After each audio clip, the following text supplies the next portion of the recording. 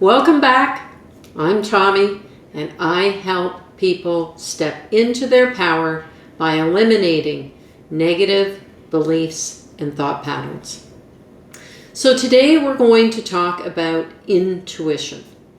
And I think for a lot of people this word intuition is not really well understood, is not considered something that is important to understand. And for the most part, and in most people's daily lives, is ignored. And I want to talk about the power of intuition today and why it's so important to understand it and to be in touch with it in order to overcome negative thinking and patterns of behavior. So for me, intuition has been defined as the gut feeling. You know, I knew it in my gut. I knew there was something wrong about the situation. It was in my gut. And oftentimes, whatever that energy is, which we'll get to, whatever that energy is, we often ignore our gut feelings. And we move from the gut to the brain and make different decisions. Sometimes this intuitive feeling can be in the gut, or it can also be in the heart center. Intuition never comes from the brain. Again, the brain is a computer. It's a piece of computer software. It records what it is fed. So it only records things that it's already experienced. Now, if you're someone who's followed your intuition quite well over the years, then your mind may be able to pull and recall similar situations where you have used your intuitive resources, and therefore you might function day to day on a more intuitive level. But let's stick with those who really don't pay any attention to their gut feelings. They live a pretty structured life, do the same things, get up, do the same things in the morning, go to work, come home, have a very set schedule. Nothing changes too much day to day. And when you're living that way, perhaps you don't have to follow or pay attention to your intuition, but you've trained yourself out of it, which I would say means that you've also trained yourself out of some of the most enjoyable parts of life. So the power of intuition is the power to follow your spiritual self. So if we have a physical self, we know about the physical self. We know when we need to use the washroom. We know when we are going to go and do some physical activity, what is required of us. We know physically what it feels like to be exhausted and to fall down into our beds at night.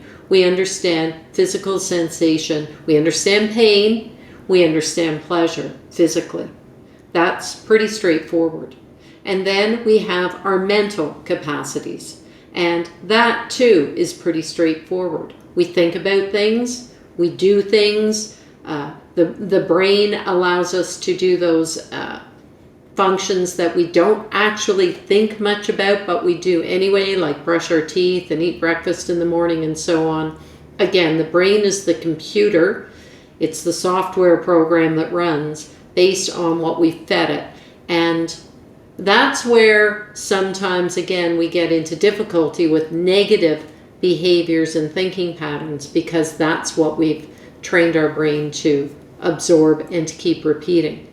So that's our mental capacity, our physical capacity, our mental capacity. And what is our spiritual self? For me, my spiritual self is whatever has come into this physical vessel and allows me to feel, specifically feel. My spiritual self is my feeling self a lot of the time. My spiritual self is the energy that gives me life. So when I stop living on this physical plane, the energy that fuels this body, that makes my heart beat, that causes my lungs to function, allows my eyes to see, allows me to speak, that energy leaves my body and goes back into the collective. And that energy is my spiritual self. And because the spiritual self is the part of me that never dies and that will leave me and go back into the collective when I pass, and also has the capacity while I am alive to connect, it is never disconnected from the greater consciousness. For me, it's the most important part of how I get to live my life and experience things. So your intuition is part of the spiritual self. Your intuition is that part of you that is that knowing part of you that so often we overlook or ignore because we're following the programmed memories and information that we've put into our brain. So it is easy to overlook our intuitive self if we're not paying attention. And the power of the intuition is to lead a more fulfilling life. When we follow those gut instincts, when we follow a heart's desire, which often an intuitive thought is a heart's desire, and those thoughts where, it comes to you that you really feel like doing something, and it's a very inspired thought. But if you don't act upon it fairly soon after having it, your brain will convince you that that was a bad thought, that was not an inspired thought, that was a dumb thought, that was an impossible thought. That was a thought that takes you out of your everyday routine, oftentimes, and asks you to do something differently. And the ego and the brain, that which wants to keep us safe and in a standard way of doing things, pulls you away from that intuitive thought, and you push it away and you go on with your day like any other day. But I'm sure that you have had those moments in time where you had an intuitive thought, an inspired thought, an exciting idea about something, and you actually did it. And if you actually did it, there's no doubt in my mind that you had a great result from it. It's those moments in time when we act intuitively that we get the added benefits of being truly alive. So I'll give you an example of that, and I've had a few in the last year for sure.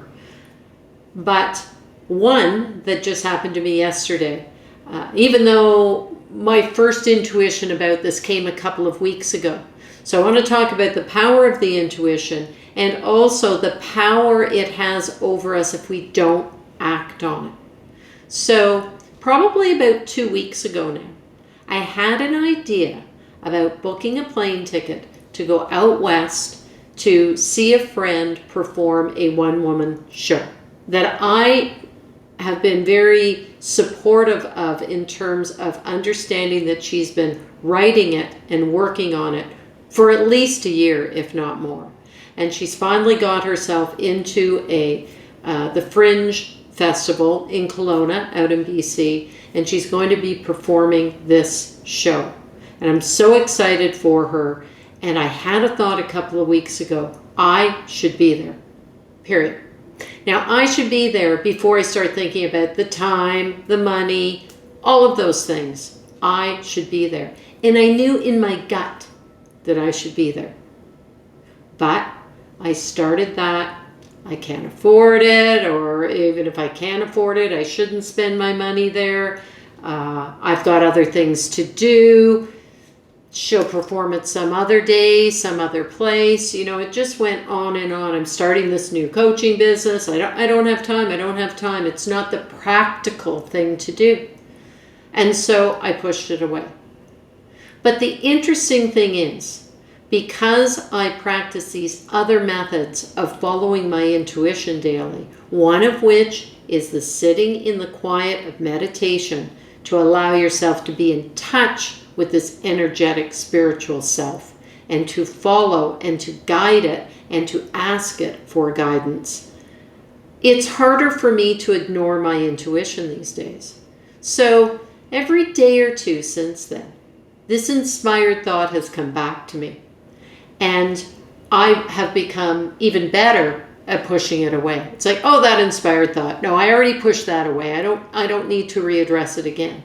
But for me, it just kept coming and coming and coming. And finally, yesterday, even though it was harder for me because I had delayed acting upon my intuition, the power of my inspired thought, it took more for me to book that plane ticket. I did it because I knew that I would regret it because I hadn't followed my intuitive gut heart feeling that first came to me a couple of weeks before. And then I felt a sense of relief. So this is the other thing about following your intuition that I want you to think about, is when you get one of those intuitive, inspired thoughts, observe what you do with it. Whether you act upon it, and if you do, how does that turn out for you and how do you feel? And if you don't, how does that turn out for you and how do you feel? And just start paying attention. Little intuitive things like, I should give so-and-so a call. And then we do all of that. Oh, but I can't right now and I'm too busy and na. And then another few weeks go by. I haven't seen my nephew and his wife and their third child, who was born in December, since all of the COVID lockdown here in Toronto and surrounding area.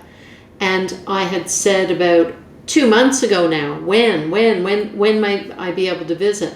And I was advised that, early August was looking like a good time for them for a visit. And here I am, yesterday, contacting them, feeling sort of like, oh, I've left it so long now, and, but I want to go and see them. And, I just acted upon it and got the invitation. I said, what about Sunday? They said that would be great, and I'm going. I could have done that a month ago.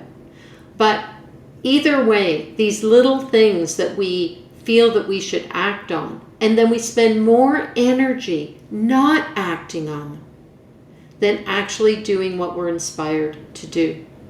And what I found is that I have a huge sense of freedom and far more interesting things that happen in my life when I act on my intuition. And it especially goes for seeing people, especially now after COVID and things are settling down a little bit, to be able to go and see people face to face. We sort of got used to not seeing people, but if you get an intuitive feeling that you want to see someone or go and visit with someone or take a trip or whatever it may be, get in your car and drive, like I did a week or so ago to meet someone that I had never met in person, but met during COVID, which was just such a phenomenal couple of days. And I just made a decision and I did it.